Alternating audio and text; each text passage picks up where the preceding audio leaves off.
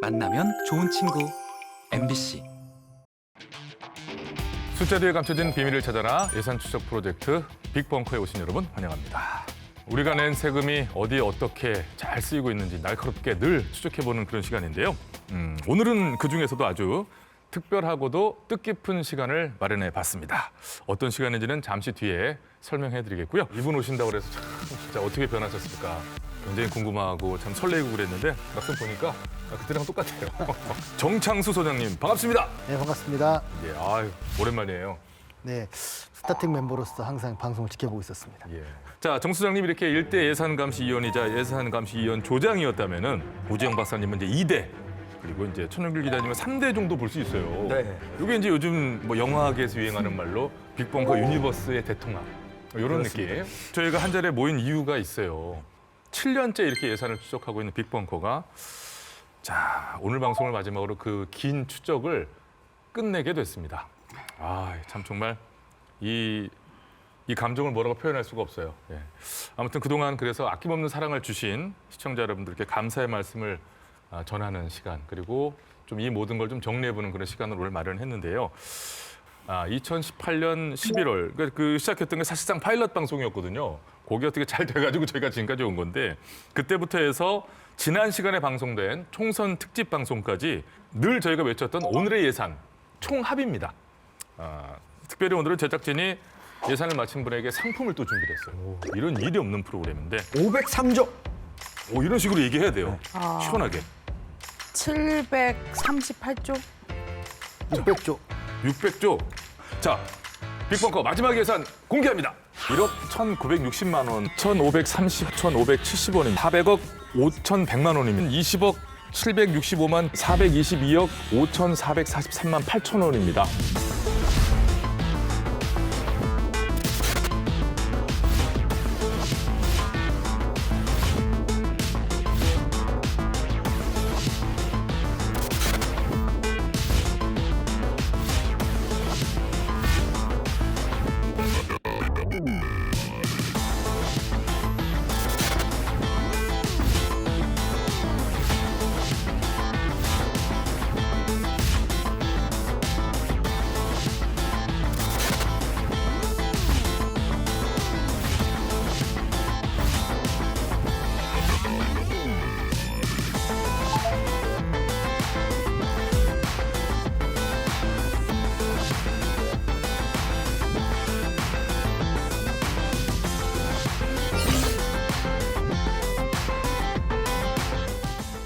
정창수 소장님이 정답을 맞추셨습니다. 박수 한번 보내주시고. 야, 그걸로 어떻게 중간에 그냥 딱 찍은 겁니까? 아니면 느낌 오신 거예요? 우리나라 예산 규모하고 좀 비슷한 느낌이 들어서 중간이다 딱.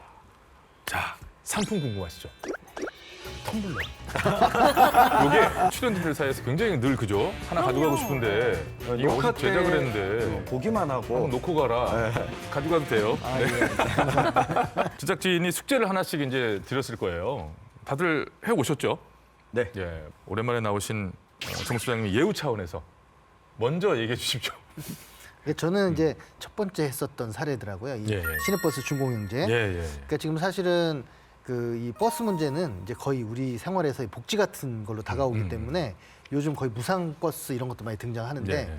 문제는 그거를 정말 공공이 책임지고 운영을 하면 괜찮지만 업체들한테 맡기는 순간에 마치 그 공익의 탈을 쓴 사익에 발현되는 그런 상황입니다. 7년 전에, 그것도 무려 7년 전에 부산에서 이 부산의 버스 문제를 이슈화 시켰다는 게 의미가 있었던 것 같고요. 네. 그때 용감한 그리고 그 불이익을 감수하는 많은 운전기사 분들이나 노조 계신 분들이 활동해 주셨기 때문에 이게 그 이슈로서 크게 자리매김된 게 아닌가 싶습니다.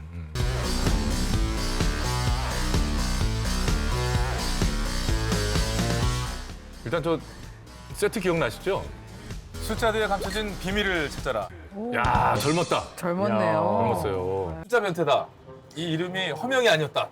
저야 숫자를 가지고 놀면 아주 즐거운. 다른 나라처럼 노선을 입찰한다든가 민간 위탁제를 채택하는 게 아니고 그 노선권을 그 회사 갖고 있는 거예요. 네. 거기다 뿐만 아니라 일반 면허라고 하는데 면허 기간이 정해져 있지 않습니다. 그래서 그 회사의 사유제처럼 네. 되어 있기 때문에 버스 기사들의 제보로 밝혀진 업체의 비리는 또 있었습니다. 회사가 교육을 시켜야 될 교육비를 시에서는 돈을 받아 먹고 기사들한테는 사인만 받아놓고 제가 한 돈이 지금 회사가 몇 억을 이렇게 해무시야. 실제 하지도 않은 교육을 실시한 것처럼 꾸며 부산시로부터 보조금을 받았지만 정작 기사들에게 줘야 할 교육 훈련비를 제대로 주지 않았다는 겁니다. 매년 1,000억 원이 넘는 지원금을 주고도 그 돈이 어디에 어떤 명목으로 사용되는지 몰랐던 부산시. 버스 기사들의 제보와 이를 밝히려는 노력이 없었다면 시민의 세금은 여전히 낭비되고 있었을지도 모릅니다. 빅벙커의 그 나비 효과를 제가 실제로 체감을 했습니다. 첫 방송을 하고 한 2년 뒤인가 이 감사원 감사에서 버스 회사에 지원하는 보조금에 대한 감사들을 좀 더 집중하게 됐고 이 경북 포항시에서 이 과다 지급했다라고 하는 것을 또 발견해서 환수 조치까지 진행 중인데 이게 빅벙커가 1회차에 이 방송을 안 했으면 이 과연 감사원이 그렇게까지 열심히 했겠냐. 맞습니다. 저는 그렇게 생각합니다. 가슴이 가장 아팠던 순간 그 방송이 기억이 나는데 제가 처음 출연했던 방송이에요. 이제 산업재해 은폐 예산을 주제로 했던 거거든요. 근데 이제 계속 생각이 나는 게 이게 지금 이 문제가 계속 현실까지 이어지고 있잖아요. 그때도 제가 멘트한 게 이제 하루에도 우리 5명이 집으로 못 돌아가고 있다.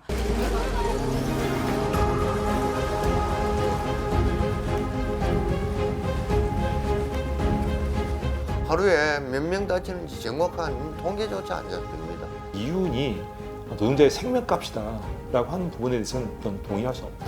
어떻게 보면 은폐를 하려고 했던 정황이죠.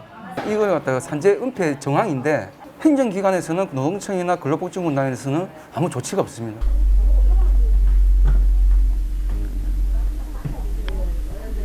국사복 입고 가서 뭐 회사에서 같이 가지 말라 그래가지고 저 같은 경우는 집에서 몰질하다가 다쳤다 그랬거든요. 그리고 끌어줬는데도 이 방기부스 한 상태로 출근도 계속하고 그렇게 했습니다. 법을 위반해도 벌금 자체가 적게 세팅이 되어 있다면서요? 네.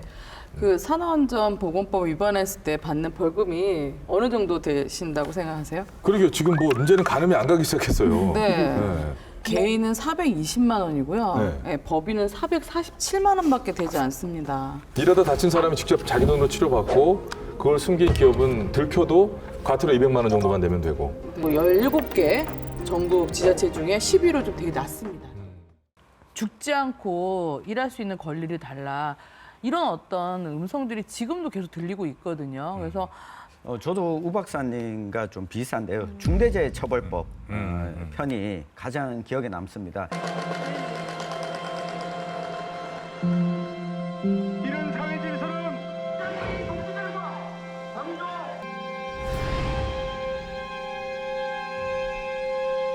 가결되었음을 선포합니다.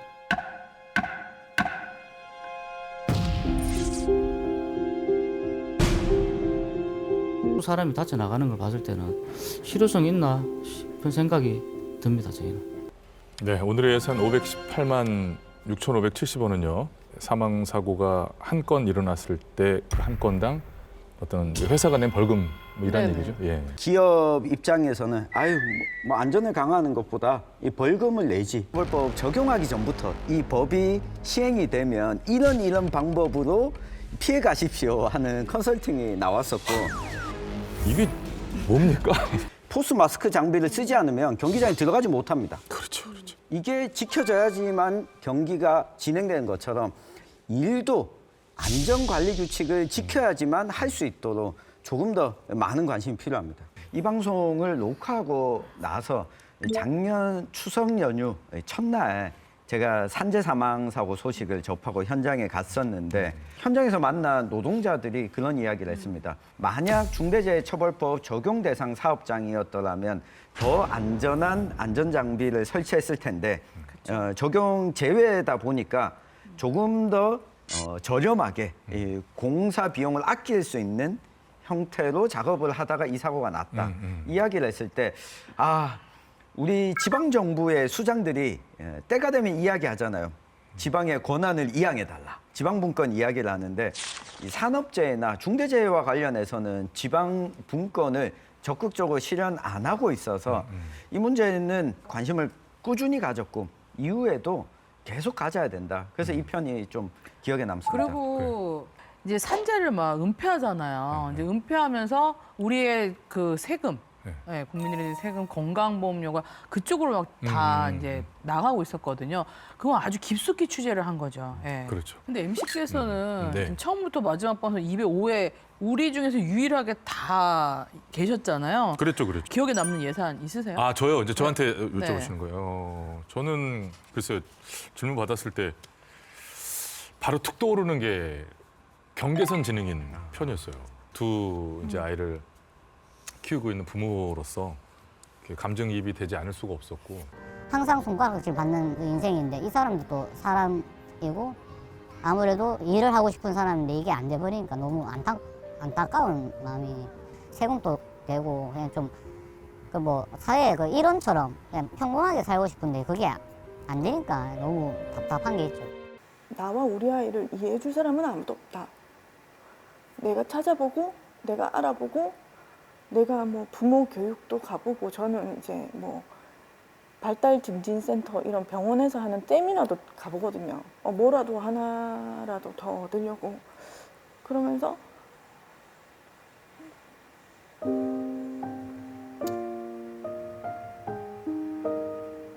어쨌든 그 지금 그래요. 내가 이 아이를 이해하지 않으면 아무도 이해해주지 않겠구나. 네. 그게 제일 어려운 것 같아요. 지적 장애가 됐어요. 고등학교 올라가면서. 그래서 지적 장애인으로 애가 2년 동안 학교에서 이제 했는데 저랑 우리 애는 그 2년이 너무 행복한 시간이었어요. 어디 속해 있잖아요. 자신의 그 속도에 맞게끔 우리 교육 과정 내에서 어떤 도움을 받는다는 것은 쉽지 않겠다는 생각이 들고 아무리 노력을 하더라도 일반인을 쫓아갈 수 없으니까요. 사회에 진출한 경계선 지능인들이 한 얘기예요. 훈련을 해주는 센터라든지 학교에서 이루어지고 있나요? 거의 저희가 전무한 걸로 알고 있고 직업에 관계돼서 이제 교육을 한다든지 연계를 한다든지 이런 부분은 아직 초기 단계라고 볼 수 있을 것 같습니다. 네. 고용 지원금 같은 것도 혹시 있나요? 없습니다. 현재로서는 지원책이 없다고 보시면 될 것 같습니다.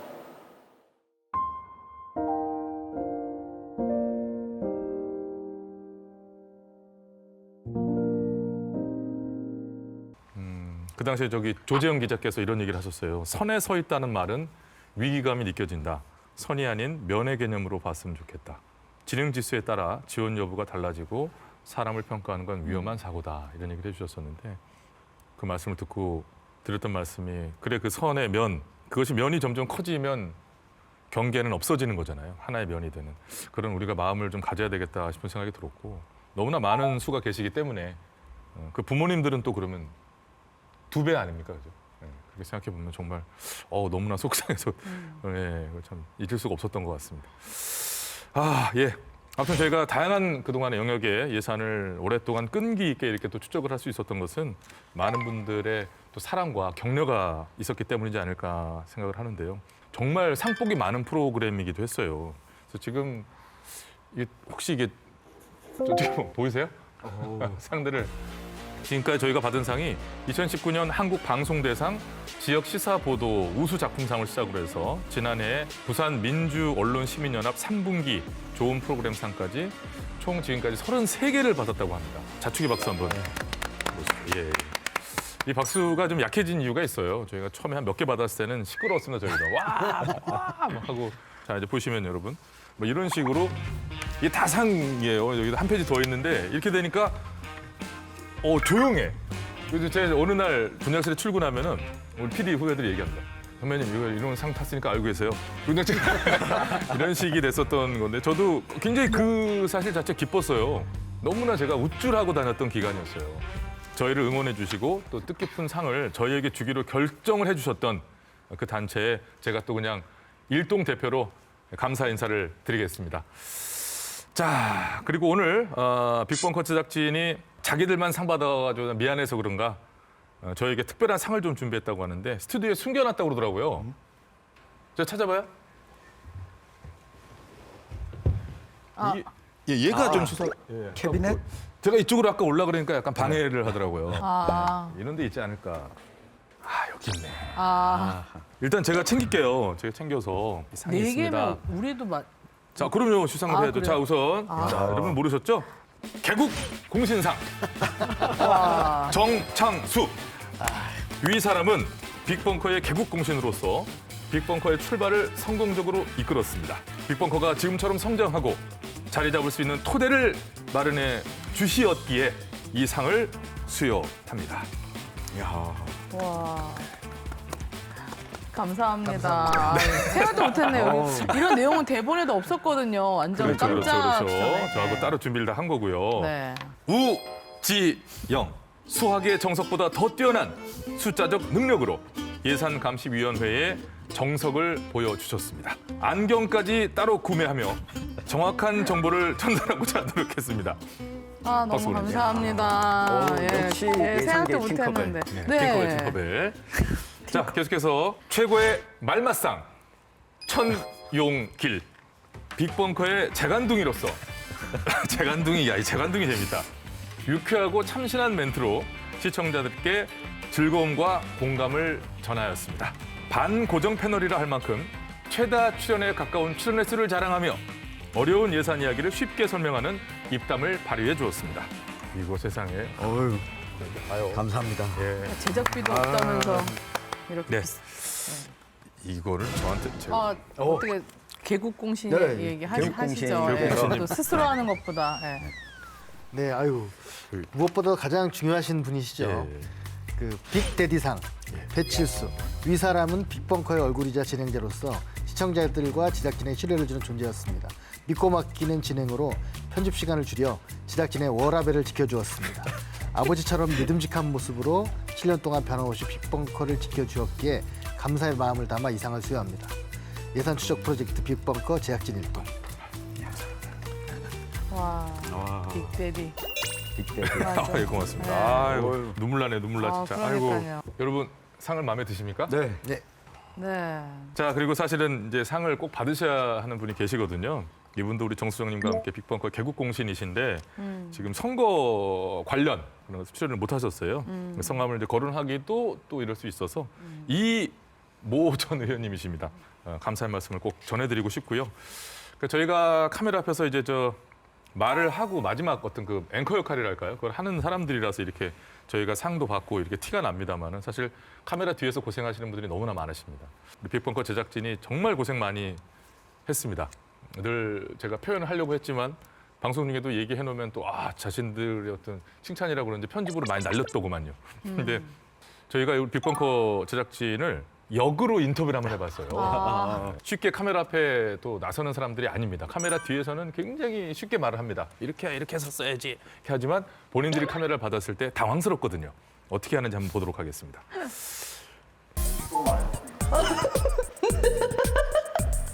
어색하잖아요. 시작부터. 굉장히 어색하잖아요.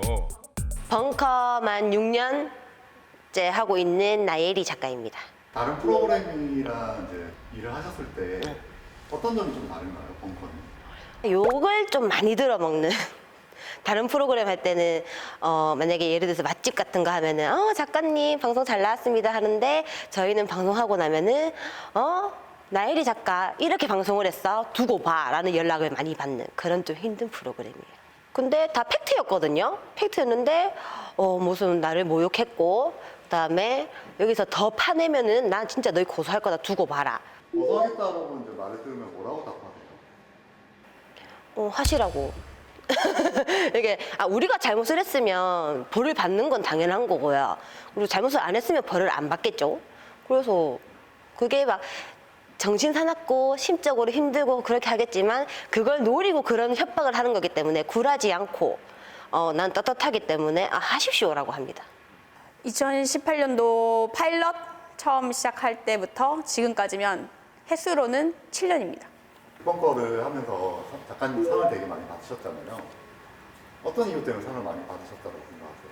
지역에 시사 프로그램 별로 없었기 때문에 처음에는 그런 의미로 많이 주신 것 같고 지금 보면 지금까지 버텼다는 거에 대해서 많이 응원해 주신 것 같고 했던 아이템들을 돌아보면 아쉬움은 늘 있죠. 아, 조금 더 잘했으면, 이때 조금만 더 참고 했으면, 아니 뭘 한 번이라도 더 취재를 했으면 뭐가 다른 내용이 있었을까? 뭐 그런 아쉬움은 개인적으로는 있어요.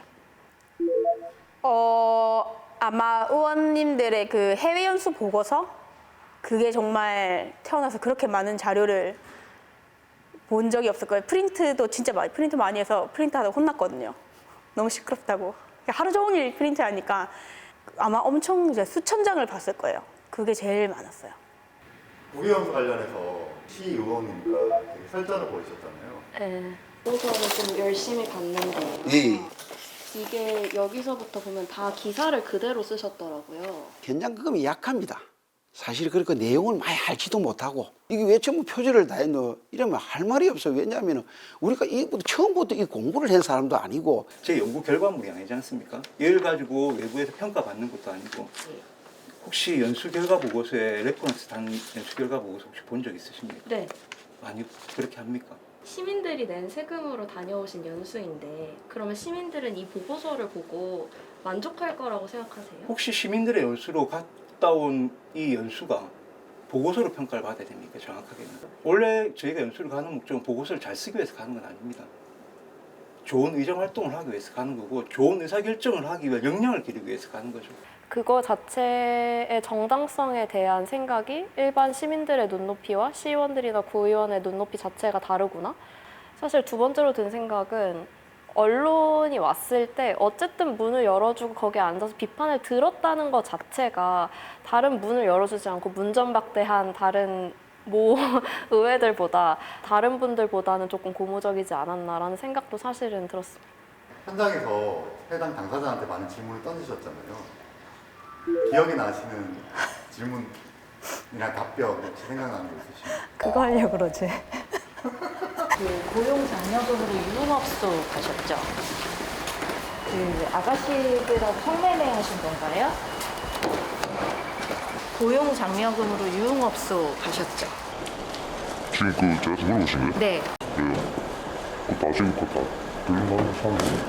세금인 거 아셨죠? 그 부사료도 꽤 많이 쓰셨던데 혹시 성매매 하신 건가요? 가상계좌로도 돈 쓰셨던데 그거는 뭐? 담당자시고 책임을 져야 하시는 분인데 그거를 내가 왜 답변을 해야 되죠? 라는 답이 가장 좀 시민의 한 사람으로서 또 제작자로서 분노가 가장 일어났던 답이었던 것 같아요. 어떻게 보면 시민들을 대신해서 질문을 던질 수 있는 역할을 정말 귀한 기회를 얻은 거니까 좀 열심히 하려고 되게 노력을 많이 했었던 것 같고 도와주신 되게 많은 분들도 있지만 참 안 도와주신 분들도 되게 많잖아요. 네네. 어떤 분이었죠? 뭐 그 얘기를 꼭 해야 되나요? 제가 전화를 하자마자 이제 빅벙커에서 전화를 했다는 것 자체로 이제 기분이 상당히 나빠하시는 경우가 많았고 최대한 저희도 이제 도와드리려고 할 때가 더 많으니까 그렇게 너무 나쁘게 안 보셨으면 좋겠습니다.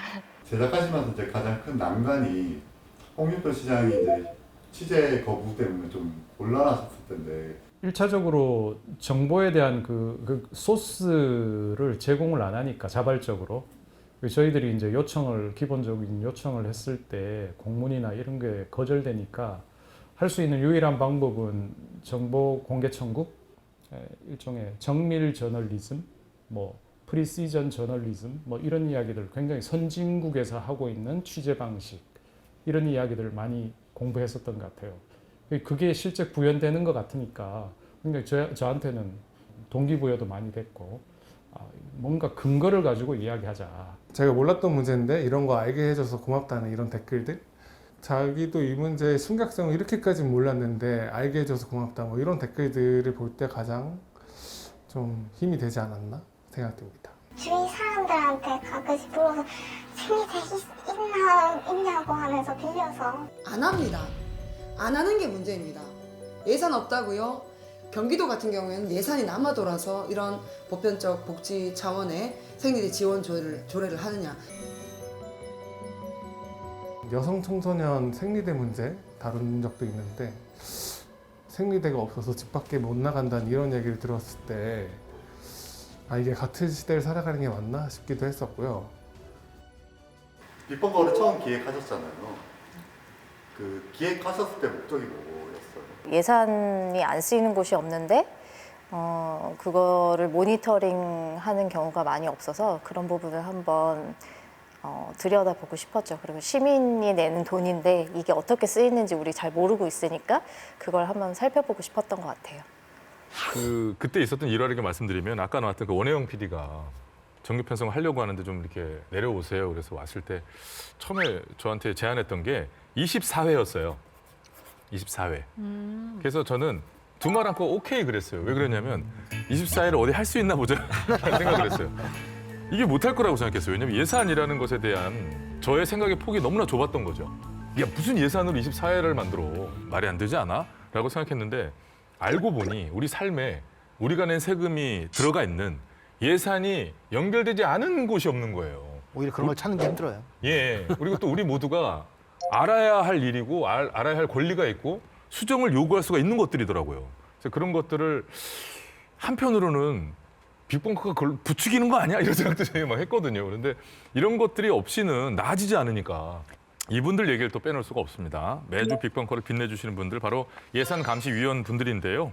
이 자리에 계신 세 분을 포함해서 지금까지 빅벙커와 함께하신 예산감시위원이 총 133분이십니다.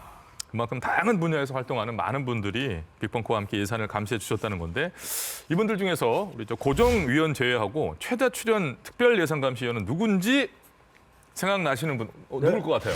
아마 고정을 제외하고 저니까 제가 나오지 않았을까요? 일리 있어요. 일리 없을 때가 없어요. 부산의 양 처장님도 만만치 않을걸요? 많이 나오셨죠. 어쨌든 천 기자님도 일리가 있죠. 그러니까 네네네. 이 자리에 앉았겠죠. 그죠? 천 기자님이 지금까지 총 39회. 엄청 많은 거예요. 그죠? 엄청 많네요. 그러나 1등은 아닙니다. 1회 더 출연하신 분들이 1회 더. 아이고. 누굴까요? 정수영 1회 더 했어요. 아깝네. 생각나는 기도 할 것 같기도 하고. 네. 네, 제가 있을 때도 많이 나오신 분이 있어요. 큰 힌트. 여기까지. 그동안 빅벙커와 함께 해주신 예산감시위원들의 마지막 한 줄 평 저희가 직접 담아봤습니다. 시민분들한테 이 예산이라는 것을 얼마나 잘 시민분들도 관심을 가져야 되는지 사실 눈에 보이지는 않아요. 1년에 부산시의 예산이 15조라고 얘기를 하는데 시민들은 사실 15조를 체감할 수가 없는 상황들인데 어쨌든 그 세금으로 부산시가 운영이 되고 부산 시민들이 살아가고 있는 거니까 조금 더 관심 있게 시정을 지켜보시고 저는 그냥 한마디로 말씀드릴게요. 관심 있는 곳에 예산이 가고 예산 가는 곳에 변화가 옵니다. 예산이 뭐냐 하면은 우리 시민의 주머니에서 나온 돈입니다. 우리 시민이 주인이에요. 그 돈의 주인은. 근데 막상 그 돈을 집행하는 사람들은 그 정치인이나 행정부서의 관리들이에요. 그 우리 요즘도 길바닥에 보면은 현수막이 많이 걸려 있습니다. 뭐 예산 몇 수십억 확보했다. 사실 좀 그 웃기는 일이거든요. 그 돈은 그 정치인이 확보한 돈이 아니라 우리 시민들 주머니에서 우리가 다 나간 돈이고 그 돈은 당연히 우리 시민들의 어떤 생활이라든지 시민들의 복지 뭐 여러 가지 소외된 어떤 시민들을 위해서 쓰여져야 될 돈입니다. 근데 그러한 예산의 어떤 집행이라든지 또는 편성을 사실 시민들이 잘 모르고 있었습니다. 알 수 있는 방법도 없었고 그런 쪽에서 봤을 때 빅벙커라는 프로그램이 저는 아주 큰 도움이 되었다고 생각을 하고요. 공무원 사회에서 되게 많이 신경 써서 지켜보는 프로그램이라고 그렇게 본다는 건 그 방송이 공무원들한테 울림이 있는 뒤돌아보게 하는 방송이었다는 생각을 하거든요. 예산을 매개로 하고 있지만 저는 정통 시사 프로그램보다 오히려 근거나 자료를 제시하는 정말 양질의 시사 프로그램이 아니었나라는 생각을 합니다. 아쉬웠던 점은 또 뭐가 있었을까요? 많이 못 나가서 아쉽습니다. 너무 현안이 많은데 더 많은 현안들을 했으면 좋겠다는 생각은 좀 했었어요. 빅벙커라는 프로그램 한 줄평으로 이야기를 하자면 짧게 가려운 곳을 긁어주는 효자손 같은 프로그램. 제가 종교가 없거든요. 종교가 없지만 부산에서 부산 MBC의 빅벙커는 빛과 소금이다. 감사합니다. 너무 구태였는가 봐. 우리 시민들에게 소금이다. 왜냐하면 소금은 인체 생존에도 필요하고 또 여러 가지 음식에도 필요하고 한데 이 예산이 바로 그런 거거든요. 시민들이 잘 알지는 못하지만 시민들에게는 꼭 필요한 그런 예산의 정책에 관해서 알기 쉽게 또 잘 몰랐던 걸 알려주는 역할을 했다고 봐요. 그래서 빅벙커는 소금이다. 수많은 분들 계셨습니다. 빅벙커에 함께 어려운 시간 내셔서 좋은 말씀 나누셨던 특별예산감시위원들 이 자리를 빌려서 다시 한번 깊은 감사의 말씀을 전해드리고요. 자, 이제 마지막 인사를 드릴 시간이 드디어 다가왔습니다. 공식 저희의 마무리 코너죠. 한 줄 평 시간인데 오늘의 주제는 그냥 빅벙커인 거잖아요. 오늘은 저도 하나 하라고 해가지고 생각을 좀 해봤거든요. 어떤 문장이 떠오르지가 않더라고요. 저는 4단계로 제 감정의 변화를 표현해 볼게요. 했다가 불편함이었다가 몰입이었다가 지금은 눈물나게 아쉬움으로 이렇게 정리가 되더라고요. 저의 마지막 한 줄 평이었습니다. 자, 오 박사님. 저는 빅벙커는 숫자로 보는 시대 정신이었다고 생각이 듭니다. 숫자로 보는 시대 정신. 네. 옳소.